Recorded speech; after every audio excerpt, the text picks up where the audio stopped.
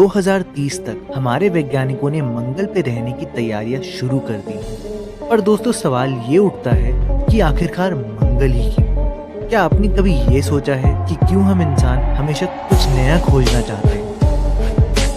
वो कहते हैं ना, प्रश्न और प्रश्न पूछने की कला शायद सबसे शक्तिशाली तकनीक है। पर हमारे प्रश्नों में मंगल के बारे में जानने की इच्छा आज से ही नहीं बल्कि कई दशकों से है। चाहे वो 1600 के दशक के साहित्य में हो या 1900 के दशक में थॉमस एडिसन की बनाई गई film a trip to Mars हो, या आज के समय में इसरो का भेजा हुआ मंगलयान क्यों ना हो। और यही नहीं, आने वाले 2030 में तैयारियां करता हुआ स्पेस एक्स।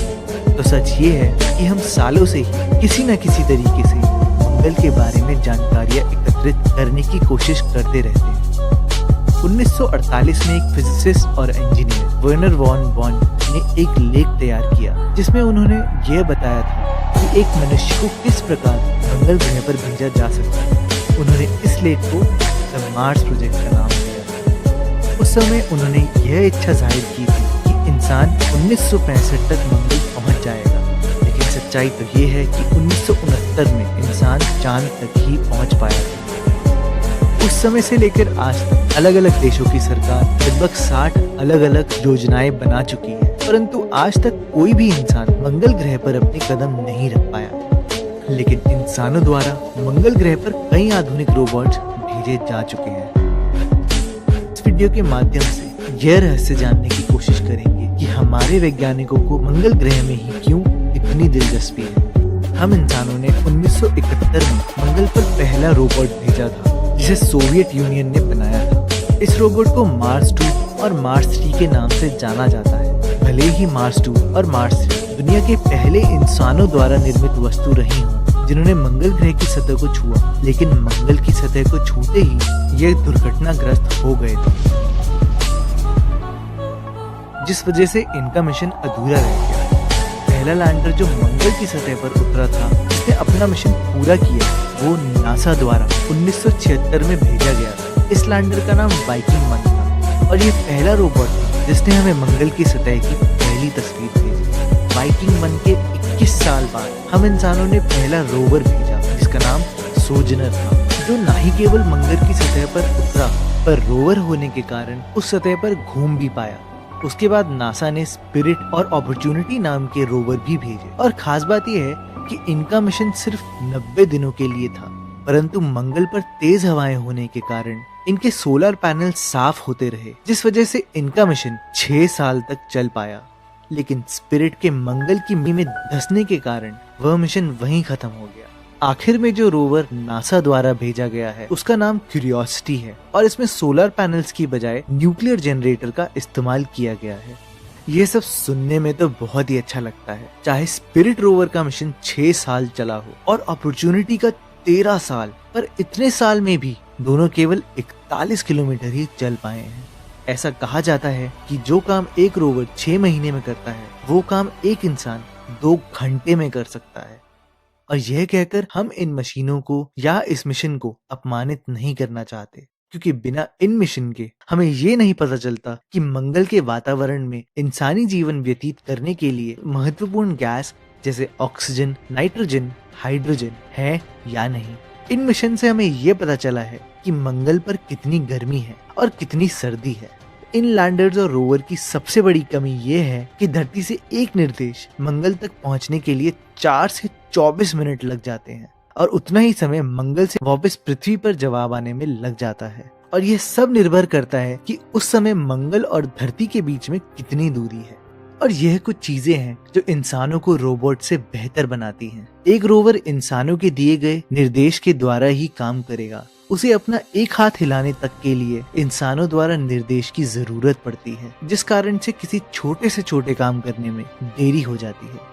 यह देरी केवल निर्देश भेजने और लेने में ही नहीं बल्कि सही कदम उठाने पर भी निर्भर करती है। लेकिन क्या किसी इंसान को 100 मीटर चलने के लिए किसी की निर्देश की जरूरत होती है, जिस वजह से एक इंसान रोबोट से कई गुना अच्छा होता है। पर आप लोग ये पूछेंगे आखिर मंगल ही क्यों जाना है, कोई और ग्रह क्यों नहीं? तो आइए हम इसका भी जवाब देते हैं। सबसे पहले वीनस को देखते हैं। वीनस मंगल ग्रह की तुलना में पृथ्वी के करीब है। जब यह पृथ्वी के सबसे पास होता है तब उसकी दूरी 26 मिलियन मील होती है, और जब यह पृथ्वी के सबसे दूर होता है तब उसकी दूरी 160 मिलियन मील होती है। यही नहीं, वीनस का मास पृथ्वी का 80% है और उसका गुरुत्वाकर्षण धरती का 90% है। और वहीं अगर मंगल को देखा जाए तो वह धरती से 10 गुना छोटा है और उसका गुरुत्वाकर्षण धरती का 38% है। यहाँ तक वैज्ञानिक वीनस को धरती का जुड़वा भी मानते हैं, परंतु वीनस की सबसे बड़ी कमी यह है कि उसकी सतह पर तापमान 462 डिग्री सेल्सियस है, इतना कि वह लेड जैसे धातु को भी पिघला दे। हमारे वैज्ञानिकों ने आज तक जितने भी लैंडर और प्रोब्स वीनस पर भेजे हैं, वह सिर्फ कुछ ही समय तक वीनस की सतह पर खड़े हो पाए हैं, जो कि 2 घंटे से ऊपर कभी नहीं गया। वहाँ पर कोई लैंडर केवल गर्मी की वजह से नहीं, बल्कि सतह पर ज्यादा दबाव होने के कारण भी वहाँ पर टिक नहीं पाता। नासा ने इन हालातों से बचने के लिए एक कॉन्सेप्ट का इजाद किया है जिसका नाम हैवक रखा है, high altitude Venus operational concept.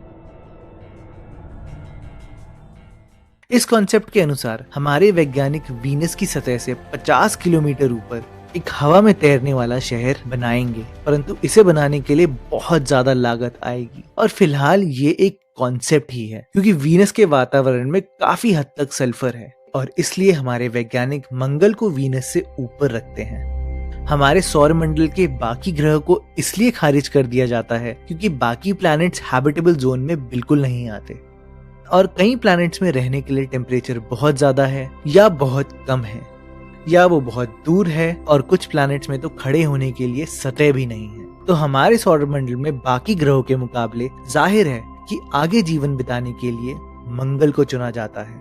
तो अगर हम इंसानों को वहां भेज भी देते हैं तो सवाल ये उठता है कि वहां इंसान रहेंगे कैसे, क्योंकि मंगल पर धरती से कम गुरुत्वाकर्षण होने के कारण इंसानी हड्डियां और मांसपेशियां जल्द ही खराब होने लग जाएंगी। तो वैज्ञानिकों का इस विषय पर यह कहना है कि हम मंगल को टेराफॉर्म कर दें, यानी धरती के जैसा बना दें, जो कि आज की तकनीक के अनुसार मुमकिन है। टेराफॉर्मिंग करने के लिए कुछ कॉन्सेप्ट्स ये कहते हैं कि हम मंगल पर बड़े बड़े शीशे लगा दें जिससे मंगल की सतह का तापमान बढ़ जाए। कुछ सुझाव ये भी कहते हैं कि हम मंगल पर जमी हुई बर्फ को किसी तरीके से पिघला दें। मूल रूप से टेराफॉर्मिंग करने के लिए हमें मंगल पर ग्लोबल वार्मिंग करनी होगी, जिसमें बहुत समय लगेगा। नासा के एक सीनियर साइंटिस्ट क्रिस्टोफर मैकेस के एक पेपर के अनुसार उनका यह विचार है कि मंगल पर ऑक्सीजन से भरा हुआ वातावरण बनाने के लिए 1 लाख साल तक लग सकते हैं, लेकिन मंगल पर टेराफॉर्मिंग करने से अगर वहाँ कोई भी जीवन मौजूद है तो वह नष्ट हो जाएगा। मगर दोस्तों, ऐसा कहा जाता है ना कि अगर हमारे सर पर छत हो तो आसमान की क्या जरूरत है। नासा ने हाल ही में एक प्रतियोगिता रखी थी जिसमें 6 कंपनियों ने भाग लिया और उन्होंने यह दिखाया कि मंगल पर अलग अलग तरीके से कैसे छत बनाई जा सकती है और इंसानी जीवन वहां पर भी रह सकता है। हमारा ब्रह्मांड बहुत बड़ा है और हमारे प्रश्नों का जवाब ढूंढने के लिए हम सबको एकजुट होना पड़ेगा।